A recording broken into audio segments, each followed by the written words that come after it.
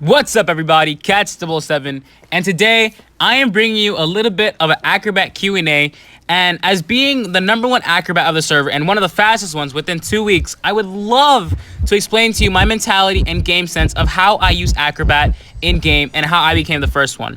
The first question comes from Alliance, and it's asking, when do you use the first bomb for kiting? Do you use the red ball or the mud ball? When I kite and the hunter's near me, I always stay on my mud ball. Always. What the mud ball does is it significantly slows down the hunter, and when you're kiting, the red ball can stop and nullify the hunter's abilities, but I do prefer the mud ball. And when I use the mud ball, right, you always want to make sure it's within tight spaces. You'll see within this gameplay, but you always put it in spaces where the hunter cannot pass through, or he's forced to go through it in that one area or go around. Let's move on to the next question. The next question comes from Lish. My apologies if I pronounced it wrong. How to time jumps during a kite? I always get smacked by the hunter before or after a jump. Now, in terms of timing jumps, right? Now, everyone wants to know how to avoid the hunter's hit. Obviously. When it comes to timing jumps, you just have to know the hunter's hitbox or what the hunter's ability does. For example, like this clown here. I know how long his dash is going to last, so I made sure to jump just in time before the dash can hit me. In terms of avoiding attacks and whatnot, it's just knowing the hunter's hitbox and range. Pretty simple. Let's move on to the next question. Now, the next question comes from Peyton. I would greatly appreciate some advice on how to go to save with Acrobat. With him, I get terror shock more often than not. I am not going to lie to you, saving with Acrobat is such a pain in the butt. Now, when you're going for saves, right, and you're forced to, for example, mercenaries down or something, whatever situation, you always rotate for the save early, no matter what. When you're going for save, you rotate early and have your red ball out to cancel the hunter's abilities.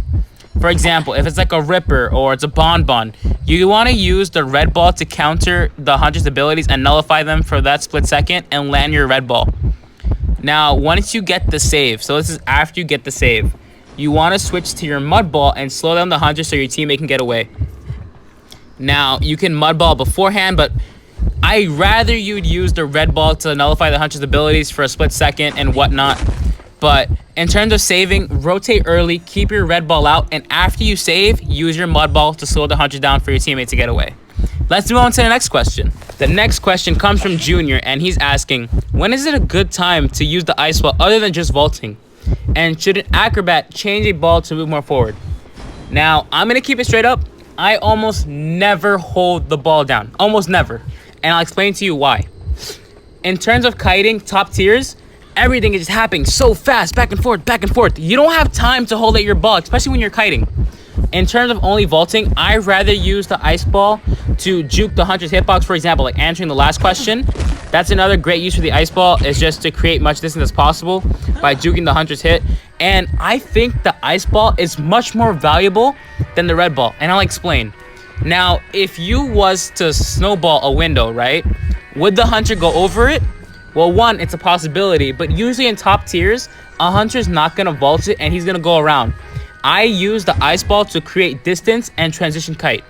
When you transition kite and space yourself up from the hunter, you're just killing time compared to a red ball just canceling abilities. I think the red ball is much more useful in terms of just canceling abilities like off of saves, but in terms of creating distance and gap, I think the ice ball is much more valuable there. Let's move on to the next question. The next question from Mr. Purple T-Rex, he's asking, what's the hardest hunter for you to kite against Acrobat? And I know you're asking this question, Mr. Purple T-Rex, to face me in rank and kick my butt. Anyway, the hardest hunter for me to kite, hunters I should say, is probably going to be Blood Queen and Feaster. Dream Witches, not so much. I can kite Dream Witches all day, except for some situations where they'll probably block off the window, but Blood Queen and Feaster, why are they the hardest hunters for me to kite? In terms of using the Acrobat balls, I use them to transition, right? And things like Feaster and Blood Queen, who can put a mirror or a tentacle to block off your routes, is such a pain to deal with. Because a Feaster can put a tentacle out a window, cutting your route off, or a Blood Queen who can just put a mirror in front of you, and there's really not much you can do. You can put a flame ball, sure, it would work, but for how long? You know what I'm saying? So I think Feaster and Blood Queen are probably one of the strongest things to go against Acrobat with. In terms of like Ripper, Axe Boy, I can eat them for days. Like, they're not that bad. But things that can cut off your route, are probably the hardest things for Acrobat to counter against. Let's move on to the next question. This question comes from Captain, and he's asking, what are the best places to use Acrobat, and which survivor can Acrobat duo with? Answering the first one, Moonlit. Moonlit, last stop, first stop, is probably the best places to use Acrobat. Church is usually the windows, staying in middle. Factory is amazing.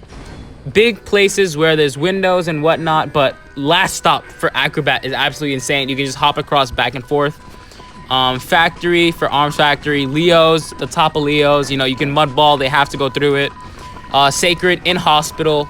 Those are some of the best places to duo with. I usually find myself very independent when I'm playing Acrobat because I really don't need a duo because Acrobat is solely kiting on his own.